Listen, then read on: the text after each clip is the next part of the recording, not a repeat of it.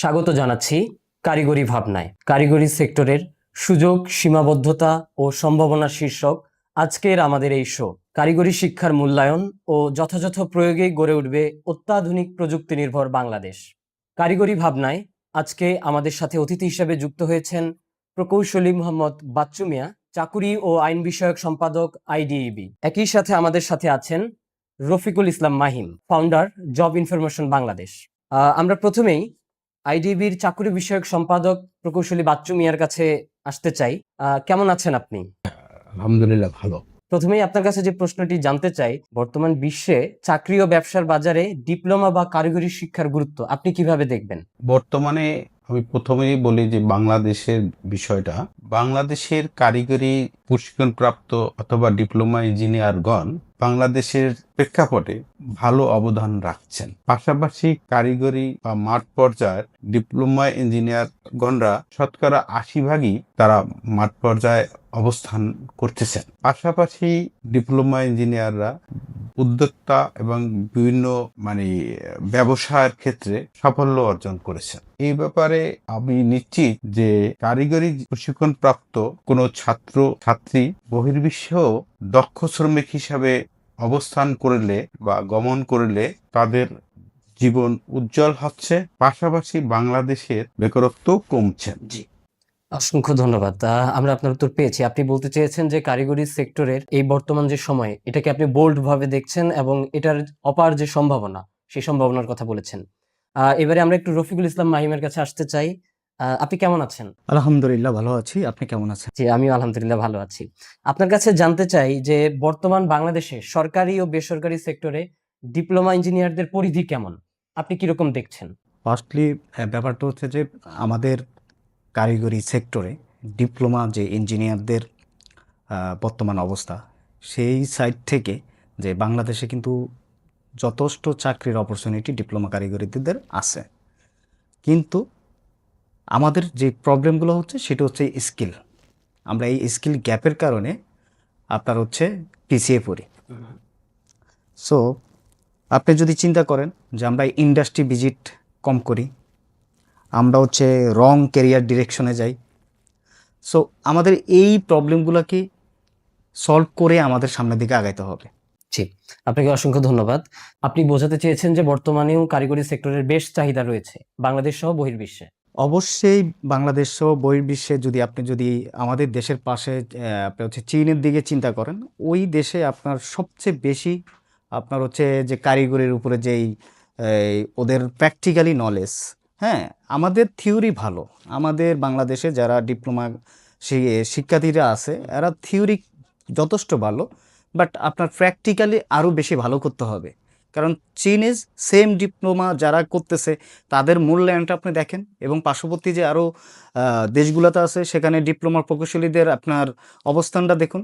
তাদের প্র্যাকটিক্যাল নলেজটা বেশি বলে তাদের এই ডিপ্লোমা সেক্টরটার গুরুত্বটা বেশি হচ্ছে। যে যত হাতে কলমে শিখতে পারে, অবশ্যই আপনি যত বেশি নিজে প্র্যাকটিক্যালি জানবেন তত বেশি আপনি সকল যে কোনো কর্মসংস্থানে আপনার অবদান বেশি থাকবে। জি, অসংখ্য ধন্যবাদ। আমরা প্রকৌশলী বাচ্চু মিয়ার কাছে আবার ফিরতে চাই। বর্তমান ডিপ্লোমা বা কারিগরি সেক্টরে আমরা দেখতে পাচ্ছি যে যারা পড়াশোনা করছেন ডিপ্লোমা বা কারিগরি সেক্টরে অধিকাংশই মধ্যবিত্ত ঘর থেকে আসা, এবং আমরা দেখতে পাই যে অনেকের চাকরি হয় না পড়াশোনা শেষে, সরকারি চাকরি। আবার যাদের বেসরকারি চাকরি হয় খুব অল্প বেতনে। তো আপনি কি মনে করেন যে তাদের চাকরির পিছনে না ছুটে উদ্যোক্তা হিসেবে নিজেকে প্রতিষ্ঠিত করা উচিত? আপনি একটা ভালো কথা বলছেন। আমি পড়াশোনা করেছি, আমাকে যে চাকরি পাইতে হবে এবং এই ধরনের কোনো কথা নাই। আমি অবশ্যই বলবো যে চাকরির আপনার প্রত্যাশা থাকার সত্ত্বেও তাকে প্রাথমিকভাবে যে উদ্যোক্তা হওয়া উচিত। তা আপনি আমাদের দেশে শতকরা যে ছাত্র ছাত্রী আগামীতে কারিগরি শিক্ষায় শিক্ষিত হবেন তাদের শতকরা ৬০ ভাগ আপনার ব্যবসার ব্যবসায়ী হওয়া উচিত, ব্যবসায়ী বা উদ্যোক্তা হওয়া উচিত। কারণ আপনি যদি উদ্যোক্তা হন, এক সময় আপনি গিয়ে আপনি চাকরি আর করবেন না, চাবেন না, আপনি কি করবেন, চাকরি আরো দিতে পারবেন। তো আরো সেখানে বেকারত্বতা দূর হবে। পাশাপাশি দেশ মানে অর্থনৈতিকভাবে উন্নতি হবে, সমৃদ্ধশালী হবে এবং আপনার আমাদের দেশের ভবিষ্যৎ উজ্জ্বল হবে। জি। রফিকুল ইসলাম মাহিম, ফ্রিল্যান্সিং বা রিমোট জবের বাজারে কারিগরি শিক্ষার্থীদের জন্য কি নতুন ধরনের কোনো সুযোগ তৈরি হচ্ছে কিনা? হ্যাঁ, অবশ্যই এই সেক্টরে যথেষ্ট অপরচুনিটি আছে রিমোট জবের। বাংলাদেশে যারা ডিপ্লোমা কারিগরি থেকে যারা পড়াশোনা শেষ করে, এখন দেখেন গ্রাফিক্স, তারপরে ভিডিও এডিটিং, তারপরে মনে করেন যে বিভিন্ন ধরনের প্রবলেম সলভিং যেই ইস্যুগুলা, এগুলো নিয়ে বাংলাদেশে যারা ইঞ্জিনিয়ার আছে, ডিপ্লোমা ইঞ্জিনিয়ার, তারা যথেষ্ট পরিমাণ রিমোটলি জব করে, যেটা আমরা আসলে চিন্তাও করতে পারিনি যে আমরা 4 বছর পড়াশোনা শেষ করে নিজের বাসায় বসে আমরা একসাথে 4টা 5টা কোম্পানিতে জব করতেছি। এবং বাইরের দেশেও সেগুলো সম্ভব হচ্ছে। এটা বাইরের বিভিন্ন কোম্পানিগুলোতে আমরা রিমোটলি বসে কাজ করতেছি, আর এইটা বাংলাদেশের ডিপ্লোমা ইঞ্জিনিয়ারদের জন্য যথেষ্ট পরিমাণ অপরচুনিটি দিন দিন বাড়তেছে।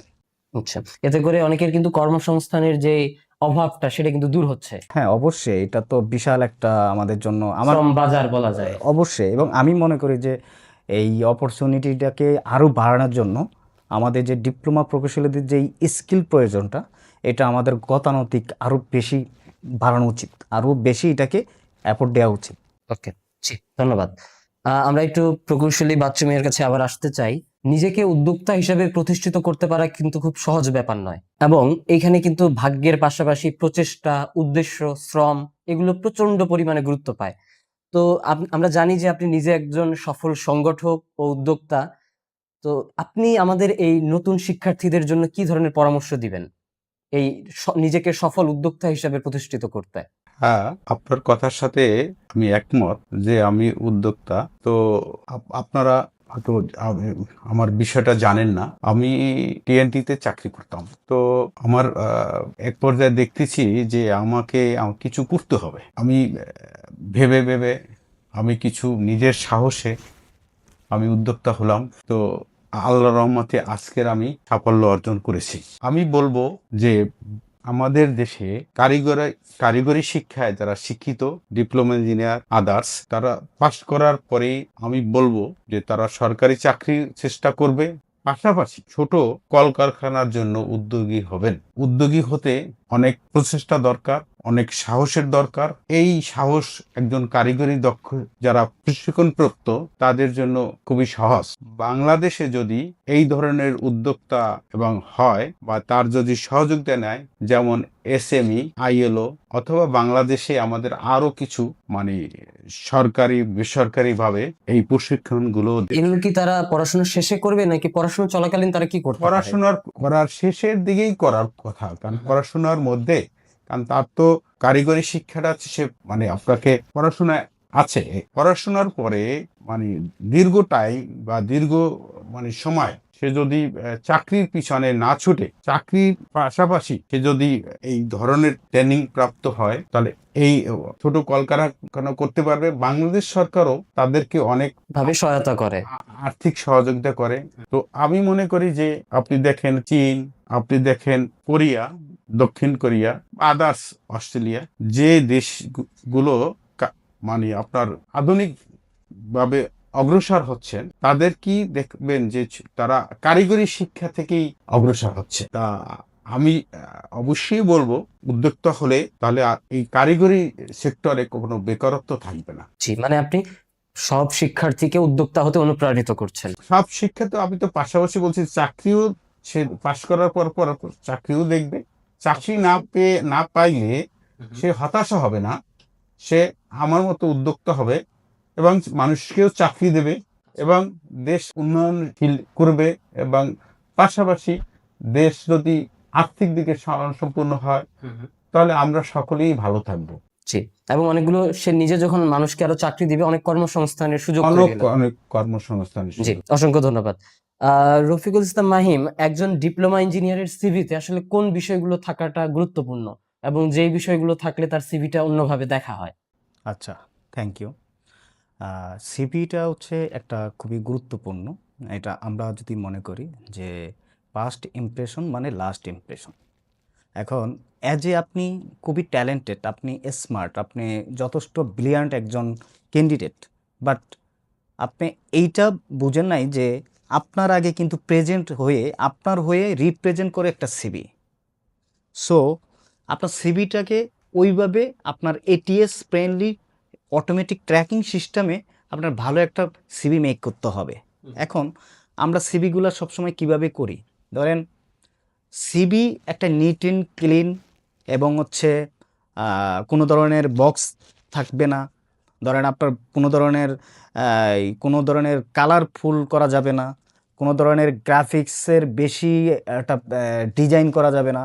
যত ক্লিন রাখা যায় সিভিটা তত সুন্দর হয়। যা আমরা নর্মালি ধরেন একটা সিভি মেক করতে গেলে ধরেন ছবি বসানো, ছবির ব্যাকগ্রাউন্ডে আমরা এখন পর্যন্ত আমি ডিপ্লোমা কারিগরি যারা তাদের সিভিগুলো আমার কাছে আসে, যারা এই প্রকৌশলী তাদের সিভিগুলো ছবিতেই অনেকটা প্রবলেম। আপনি সেই ক্লাস 5-এ কোনো রকম একটা ছবি তুলছেন, ওই ছবিটা আপনি ডিপ্লোমা পর্যন্তও লাগাচ্ছেন।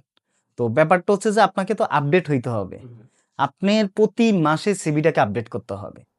এবং আমরা একটা ইম্পর্টেন্ট ব্যাপার হচ্ছে যে যদি আমি আপনার কাছে যাই, আপনি 100টা সিভি যদি চেক করেন দেখবেন curriculum vitae, CV vitae, resume vitae. Why, মানে কেন আমি এইটা লিখব?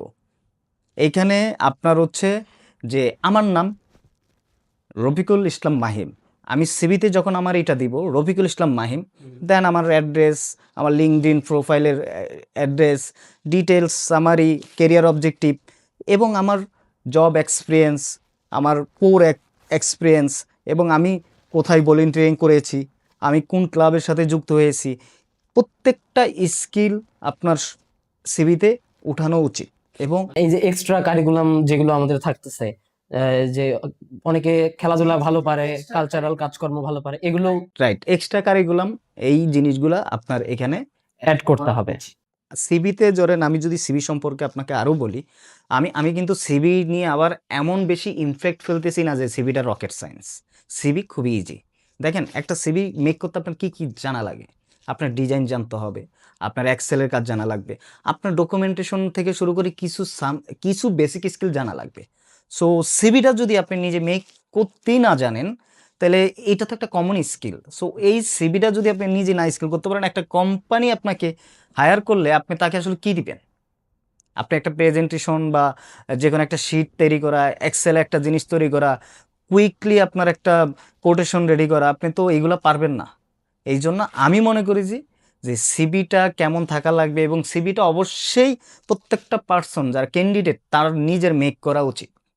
হ্যাঁ, সিবি নিয়ে যদি আমি বলি আমার শেষ হবে না, আমি অসংখ্য বলতে পারবো। মানে আপনি বলতে চেয়েছেন যে সিভির ক্ষেত্রে সিভিটা যতটুকু পরিচ্ছন্ন রাখা যায় এবং সিভিতে তার যে এক্সট্রা কারিকুলাম ভিটাস গুলো আছে সেগুলো অ্যাড করা যায় কিনা, এই বিষয়টা থেকে আপনি গুরুত্ব দিতে বলেছেন।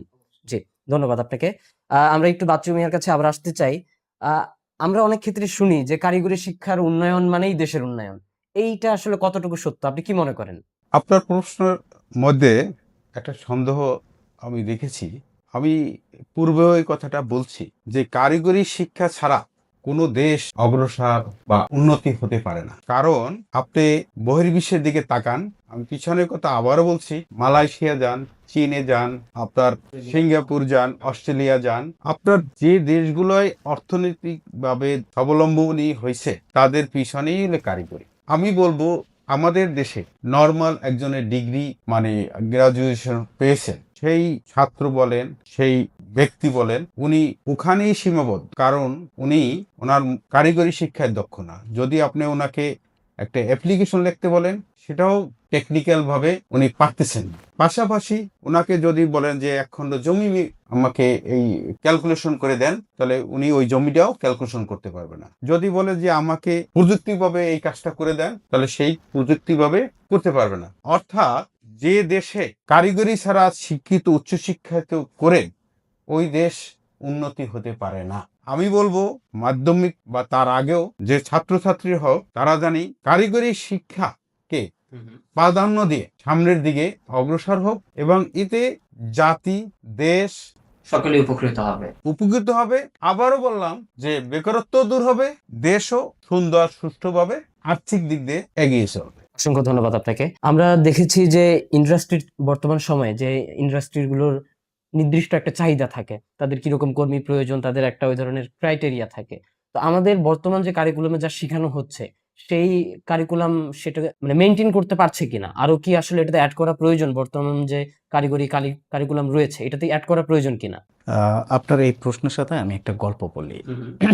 গল্পটা হচ্ছে বয়েলিং ফ্রগ, মানে এই গল্পটা অনেকেই জানে যে একটা ব্যাঙ যদি আপনার গরম পানিতে লাফ দিয়ে পড়ে বা গরম পানিতে পড়ে, সে কিন্তু দ্রুত লাফ দিয়ে পড়ে নিজেকে সেভ করতে পারে।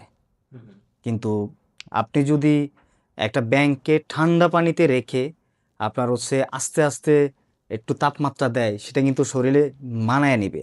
যখন এটা আরটু বেশি বাড়তে থাকবে তখন আরটু বেশি মানায় নেবে। সো একটা সময় হবে কি আপনার ব্যাঙের শরীরটা অসাড় হয়ে যাবে, সে আর লাফ দেওয়ার ক্ষমতাটা পাবে না। সো এইখানে আপনি যখন সে লাফ দেওয়ার ক্ষমতাটা পাবে না তখন কিন্তু এক পর্যায়ে সে মারা যাবে।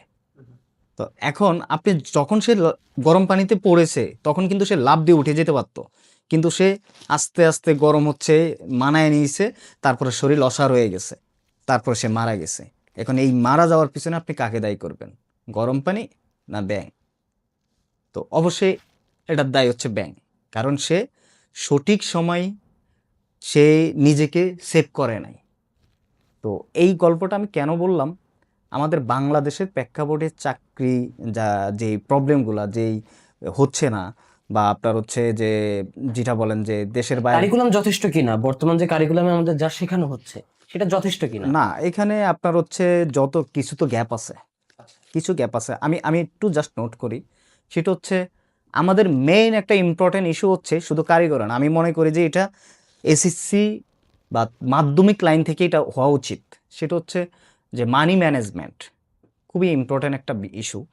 আপনি দেখেন, আমরা যখন ক্লাস 1 থেকে প্রাইমারি পর্যন্ত পড়ি বা মাধ্যমিক পর্যন্ত পড়ি, বাবা মা আমাদের পিছনে যেই টাকা খরচ করে বা যেই টাকা খরচ করে আপনার হচ্ছে আমাদের কাঙ্ক্ষিত জায়গা পৌঁছানোর জন্য যে পরিশ্রম করে, আমরা কি করি সেটার মূল্যায়ন করতে জানি না। আমরা জানি না আমার বাবা মা কোথায় থেকে কিভাবে কষ্ট করে আমার পিছনে এই অর্থ ডালতেছে, আমি সেটার মূল্যায়ন করতে জানি না, আমি সেটার কোনো খরচ হিসাব রাখি না।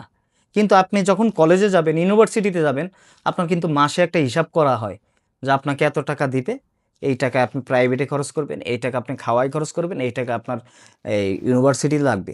এই যে আপনি যখন কলেজের পরে এই জিনিসটা বুঝতেছেন, হয় এটা কেন মাধ্যমিক লাইনে আমরা জানতেছি না। এই মানি ম্যানেজমেন্টটা সেমভাবে কারিগরি যে ইয়াতে আছে, সেখানেও আপনার এই মানি ম্যানেজমেন্ট থেকে শুরু করে আরও যে প্র্যাকটিক্যালি যেই ব্যাপারগুলো আছে সব কিছু অ্যাড করা আমি মনে করি উচিত, যার গ্যাপ আমাদের এখনো আছে। মানে বাস্তব ভিত্তিক আরো কিছু বিষয় অ্যাড করা প্রয়োজন বলে আপনি মনে অবশ্যই করেন? অবশ্যই। জি, অসংখ্য ধন্যবাদ। আম, একজন ডিপ্লোমা ইঞ্জিনিয়ার উদ্যোক্তা হওয়ার জন্য ডিপ্লোমা রিলেটেড যে ধরনের প্রতিষ্ঠানগুলো আছে বা সরকার থেকে আসলে কি ধরনের সহযোগিতা পায় বলে আপনি মনে করেন? আপনার কথায় আমি একমত। ডিপ্লোমা রিলেটেড যে প্রতিষ্ঠানগুলো আছে বা ডিপ্লোমা ইঞ্জিনিয়ারদের কল্যাণের জন্য যে প্রতিষ্ঠান আছে, উদাহরণস্বরূপ বলবো আমি যে আইডিইবি গভর্নমেন্টের কিছু সহায়তায় নিজেদের অর্থায়নে প্রশিক্ষণ দিয়ে আসছেন, পাশাপাশি বিভিন্ন সভা সেমিনার পরিচালনা করেছেন এবং আগামীতে সরকারকে যাতে করে সরকারের যাতে একমত হয়, সরকার যাতে আরো ভালোভাবে এই প্রশিক্ষণের দিকে অবস্থান নেয়, সেই দিকে সরকারকে ম্যানেজ বলেন, সরকারকে সম্মতি বলেন করার জন্য জোর প্রচেষ্টা চলছে। তা আমি বলবো যে এই ধরনের প্রতিষ্ঠানগুলো যদি না থাকতো তাহলে কারিগরি বা আপনার ডিপ্লোমা ইঞ্জিনিয়ারদের মানে সঠিক পরিচালনার জন্য কোনো দিক নির্দেশনা থাকতো না।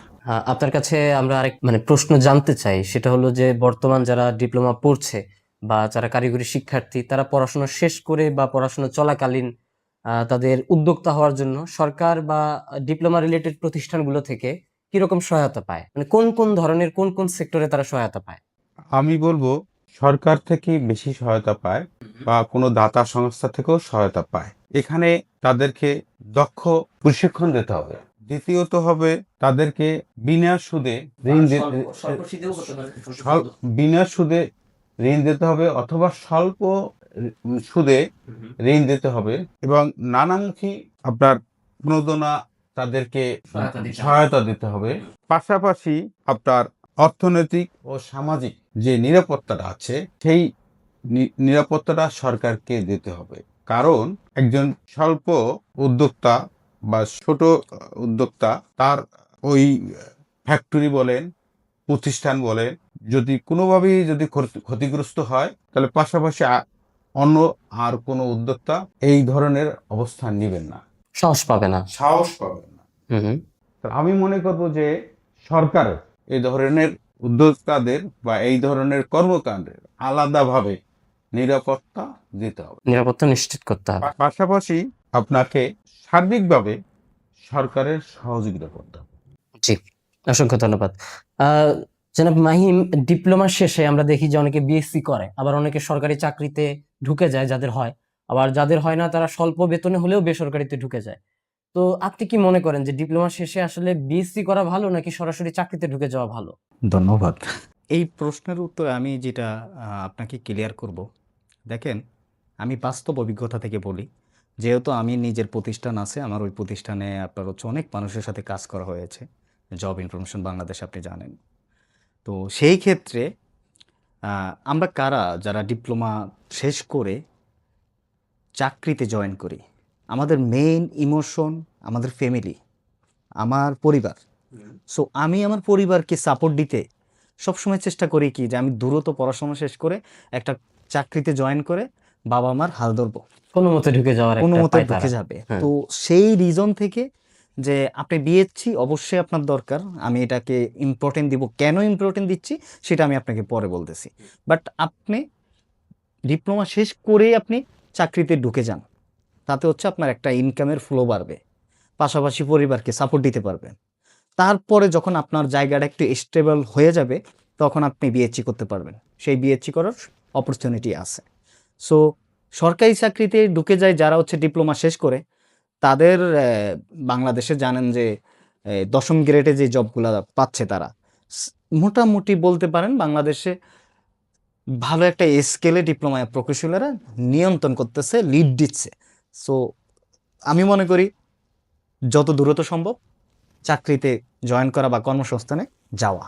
বাট আপনি যদি বিএসসিটাকে চিন্তা না করেন তাহলে আপনি কর্পোরেটের ভালো লিড পাওয়ারের জন্য আপনি যেতে পারবেন না, আপনি হায়ার স্টাডির জন্য দেশের বাইরে যেতে পারবেন না, বিকজ এখানে আপনাকে বড় ডিগ্রি দরকার।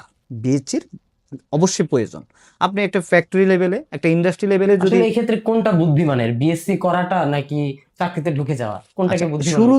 শুরুটা হচ্ছে চাকরিতে আপনার ঢুকে যাওয়া, চাকরি করাকালীন সে যেন বিএসসি করে, এরকম। রাইট। আপনি চাকরিতে ঢুকে যাইলে তো আপনার হচ্ছে আপনার সাপোর্টিং হচ্ছে, আপনি ইনকামও করতেছেন, পরিবারকেও সাপোর্ট দিতেছেন, আবার আপনার পড়াশোনা হায়ার স্টাডি করার জন্য আপনি বা বিএসসি ডিগ্রির জন্য আপনি পড়াশোনা করতে পারছেন। জি, আমি বুঝতে পেরেছি। অসংখ্য ধন্যবাদ আপনাকে। যেন বাচ্চু সাহেব, আইডিবি বা সরকারি উদ্যোগে ডিপ্লোমা ইঞ্জিনিয়ারদের চাকরি, ব্যবসা বা উদ্যোক্তা হওয়ার জন্য আপনি ইতিমধ্যেই বলেছেন বিভিন্ন ধরনের কর্মশালা করা উচিত বা বিভিন্ন ধরনের উদ্যোগ নেওয়া উচিত।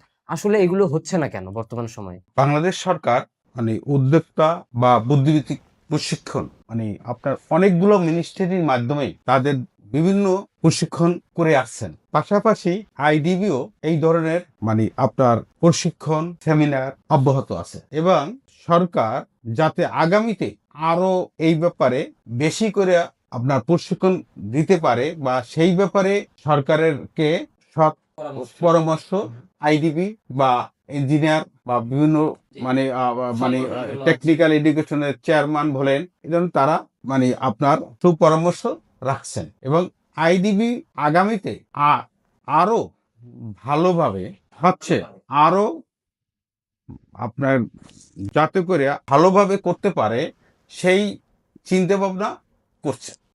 অসংখ্য ধন্যবাদ আপনাকে। আমরা অনেক ক্ষেত্রে দেখি যে কিছু প্রকৌশলী সরকারের টাকায় দেশে পড়াশোনা করছে, কিন্তু তার মেধাটাকে কিন্তু দেশে কাজে লাগায় না, তারা বাইরের দেশে গিয়ে তার মেধাটাকে কাজে লাগায়। এবং আমরা যখন বাংলাদেশে কোনো বড় প্রকল্প করতে যাই তখন আমাদের বাইরে থেকে, চীন থেকে, রাশিয়া থেকে ইঞ্জিনিয়ার হায়ার করতে হয়। তো আসলে এইটা কিন্তু একটা বড় ব্যর্থতা। এই ব্যর্থতার দায় কার? এই ব্যর্থতার দায় কি আমার, আপনার, বা যারা বাইরের দেশে চলে যাচ্ছে, না সরকারের? আপনি কি মনে করেন? আচ্ছা, এই ব্যর্থতার দায় আসলেও সরকারকেও দিব না আমি। আমাদের আমাদের বাংলাদেশের প্রেক্ষাপটে এডুকেশন সিস্টেমটা একটু সমস্যা আছে। যদিও আমার মতন ক্ষুদ্র মানুষ এইটা নিয়ে আমি কথা বলার অত বড় রাইট রাখি না। বাট আমি যেটা মনে করি যে কেন আমরা দেশের বাইরে থেকে উচ্চ ডিগ্রি বা হায়ার বড় বড় ইঞ্জিনিয়ারদেরকে নিয়ে আসি, এখানে রিজন হচ্ছে যে আমাদের যথেষ্ট সেই স্কিল বা সেই পাওয়ারফুল কমিউনিকেশন বা আপনার মনে করেন যে প্রপার একজন দক্ষ লোক হওয়ার জন্য যতটুকু আহ, আপনার যোগ্য মনে করি, সেই যোগ্যতাটা আমাদের ভিতরে গ্যাপ আছে। সো এটা কিন্তু আমাদের দেশের ইঞ্জিনিয়ার তো বাইরে গিয়ে বড় বড় প্রজেক্ট পরিকল্পনা করছে, কিন্তু আমরা করতে গেলে বাইরে থেকে ইঞ্জিনিয়ার আনতে হচ্ছে। আসলে এই যে তারা দেশের টাকায় পড়লো, দেশের টাকায় থাকলো, দেশে তার মেধা অর্জন করলো, অর্জন করে সে বাইরে দিচ্ছে, এই ব্যর্থতা আপনি দায় কাকে দিবেন? সরকারকে দিবেন, না তাকে দিবেন যে চলে গেল? আচ্ছা, প্রত্যেকটা যারা আসলে প্রচণ্ড মেধাবী, হ্যাঁ, তারা হচ্ছে তাদের মেধা বা তাদের জানান দেওয়ার জন্য তারা দেশের বাইরে বা বিভিন্ন জায়গায় যাবে, এটাই বাস্তব। এবং আপনি নিজেও যদি সাপোজ যদি আপনি খুব ভালো করেন, আজকে আপনি একটা ছোট্ট কিছু দিয়ে শুরু করেছেন, কিন্তু একটা টাইমে আপনার দেশের বাইরেও আপনাকে ডাকতে পারে, রাইট? এখন আপনি এই ব্যর্থতা তো কাউকে দিতে পারবেন না। আমি মনে করি যে এটা ব্যর্থতা না, সে দেশের বাইরে যাইয়া লিড দিচ্ছে, এটা আমাদের জন্য প্রাউড করা উচিত। কিন্তু আমার ঘরের কাজ তো করতে পারতেছি না, ঘরের কাজের জন্য তো বাইরে থেকে লোক হায়ার করতে ঘরের হচ্ছে। কাজ আমরা কেন করতে পারতেছি না, সেটা হচ্ছে আমাদের দেশের সিস্টেমের ত্রুটির কারণে, আমাদের দেশের সার্কেল নিয়ন্ত্রণের কারণে, আমাদের দেশের আপনার হচ্ছে অনিয়মের কারণে। এছাড়া আমি মনে করি না যে কেন আমি আমার দেশের যোগ্য হয়ে আমি আমার দেশে আমার রাইট সব কিছু দিতে পারতেছি না, আমি কেন দেশের বাইরে যাই ভালো কিছু করতেছি। আমাদের দেশেরই ইঞ্জিনিয়ার আছে যারা দেশের বাইরে কোটি টাকার উপরে স্যালারি পায় মান্থলি। আমার যদিও আপনার একেবারে ফুল ইয়েটা নাই, ওনার নাম হচ্ছে আমার খেয়াল পড়তেছে না। সো ওই যে গুগলে জব করে। তো আমরা কেন তাদেরকে বাংলাদেশে মূল্যায়ন করতে জানি না? বাংলাদেশে সে এসে কোন জায়গায় লিড দিবে? বাংলাদেশের পলিটিক্যাল ইস্যু বলেন, বাংলাদেশের এই এডুকেশন সিস্টেম বলেন, বাংলাদেশের এই পরিচালনা সিস্টেম বলেন, প্রত্যেকটা জায়গায় আমার মনে হয় যে কিছু ত্রুটি আছে। সেই জন্য বাংলাদেশে যারা চৌকুস মেধা, তারা আমাদের দেশে সঠিকভাবে প্রয়োগ হচ্ছে না। তার মানে আপনি এক্ষেত্রে কি সরকারকে দায়ী করতে যাচ্ছেন কিনা? আমি আমি বলবো যে টোটাল সিস্টেমকে আপনি দায়ী করছেন। টোটাল সিস্টেমকে দায়ী করতেছি। আমি একক সরকারকে আমি দায়ী করব না, কারণ কোনো সরকার আপনাকে বলে নাই যে আপনি বসে থাকেন, বেকার, শিখেন না, পড়েন না। এবং একটা মজার ব্যাপার হলো, আমরা যখন দেখি অনেকগুলো কোম্পানি, কিন্তু বাংলাদেশের হাজার হাজার কোম্পানি আছে, এই কোম্পানি কিন্তু দক্ষ শ্রমিক পাচ্ছে না, দক্ষ কর্মী পাচ্ছে না। আবার হাজার হাজার শিক্ষিত বেকার আছে, তারা চাকরি পাচ্ছে না। তো হ্যাঁ, জি, আপনি যেটা বলছিলেন। এইটার এক্সপিরিয়েন্স আমি মনে করি এই ইন্ডাস্ট্রি লেভেলে আমার যথেষ্ট আছে। বিকজ আমি যেহেতু এই সেক্টরটা নিয়ে কাজ করি, রিক্রুটিং নিয়ে কাজ করি, অনেক বড় ইন্ডাস্ট্রি কর্পোরেট থেকে আমার কাছে কমিউনিকেট হয় যে ভাই, যে আপনারা সিভি দিচ্ছেন, আমরা ইন্টারভিউতে ডাকতেছি, কনফার্মেশন দিচ্ছি, কিন্তু সেই ইন্টারভিউতে আসে না। এবং সে যে ইন্টারভিউতে আসে না, সেটাও কিন্তু সঠিকভাবে জানাচ্ছে না। আমাদের দেশে কিন্তু যথেষ্ট চাকরির অপরচুনিটি আছে, আমাদের দেশে সমস্যা হচ্ছে যোগ্য লোকের। হ্যাঁ, এবং শিক্ষিত বেকার আছে। এবং বাংলাদেশে তো এখন প্রায় 30 লাখের উপরে শিক্ষিত বেকার, আপনি যদি হিসাব, এটা জিডিপির একটা হিসাব অনুযায়ী। সো কেন আমাদের এই বেকারটা, আমরা মনে করি না, আমরা আর সেই বেকারের প্রসঙ্গে আজকে যাব না, আমরা দায়ী পর্যন্তই রেখে দিব। তো আমরা একেবারে আমাদের অনুষ্ঠানের শেষ পর্যায়ে চলে এসেছি। জনাব প্রকৌশলী বাচ্চু মিয়ার কাছে আমরা একটা শেষ প্রশ্ন করতে চাই। আপনি কারিগরি ভাবনায় এসেছেন এবং দেশ জাতি নিয়ে বিভিন্ন ধরনের কথা বলেছেন, সুপরামর্শ দিয়েছেন। এই দেশ জাতি নিয়ে আপনার আকাঙ্ক্ষা কি? দেখেন, এই দেশ যদি উন্নত হয় তাহলে জাতি উন্নতি হবে। দেশ উন্নত হলে আপনি বহির্বিশ্বের সম্মান অর্জন করবেন। আপনি যদি আমাদের যে জনবল আছে, সেই জনবল আমাদের মনে করব আমি একটা সম্পদ। এই সম্পদকে আমরা যদি ভালোভাবে মানে সঠিক দিক নির্দেশন দিতে পারি পথে, তাহলে দেশ আগামীতে উন্নয়ন থেকে উন্নতি পাবে। পাশাপাশি যদি একজন উদ্যোক্তা বলেন, একজন চাকরির প্রত্যাশী বলেন, তারা যদি শুরু থেকেই যদি আমি কোন লাইনে বা কোন দিকে পড়াশোনা করলে আমি আমার ভবিষ্যৎ গড়তে পারবো, যদি সে ভবিষ্যৎ গড়তে পারে, সে উন্নতি হলো, তার পরিবার উন্নতি হলো, পাশাপাশি দেশ উন্নতি হলো, এবং আমরা মানে একটা আল্লাহর কাছে মহান একটা দোয়া পাই। এইটাই আমাদের এই দোয়া বা আমরা এই যে তার ভালোবাসা, এইটাই চাওয়া পাওয়া। এবং আমি যতদূর জানি আপনি অনেককে চাকরি দিয়েছেন, আপনার নিজের কয়েকটা কোম্পানিও আছে। সো আপনার কেমন লাগছে এই বিষয়গুলো আমার অবশ্যই ভালো লাগছে যে আমি, সে কোনো অদক্ষ ছিল তাকে আমি দক্ষ করেছি। সে আর আমার চাকরিও যদি না করে, ওই ব্যক্তি আর্থিক দিকে আর কোনোদিন ক্ষতিগ্রস্ত হবে না, কারণ সে একটা কিছু করে ভালোভাবে চলতে পারবে। কারণ সেই দক্ষতাটা সে তার অর্জন। দক্ষতা বা দক্ষ তৈরি করা হয়েছে তাকে। আমরা সবাই কিন্তু শ্রমিক, তাই সে দক্ষ শ্রমিকে রূপান্তরিত হয়েছে। অসংখ্য ধন্যবাদ আপনাদের দুজনকে, প্রকৌশলী বাচ্চু মিয়া এবং রফিকুল ইসলাম মাহিম, আপনাদের দুজনকে অসংখ্য ধন্যবাদ। আপনারা আমাদের কারিগরি ভাবনায় সময় দিয়েছেন। দর্শক, শেষ করছি কারিগরি ভাবনার আজকের এই এপিসোড। আশা করি আজকের আলোচনা থেকে আপনারা নতুন ভাবে ভাবতে শুরু করবেন কারিগরি সেক্টর নিয়ে, এবং কারিগরি সেক্টরের সুযোগ, সীমাবদ্ধতা এবং সম্ভাবনার কথা বিবেচনা করবেন। আমাদের সাথে থাকার জন্য ধন্যবাদ। আমি মোহাম্মদ মিজানুর রহমান আজ এখানেই বিদায় নিচ্ছি। ইনশাল্লাহ আবারও দেখা হবে নতুন কোনো পর্বে। ততক্ষণ পর্যন্ত সচেতন থাকুন এবং কারিগরি ভাবনার সাথেই থাকুন। আল্লাহ হাফেজ।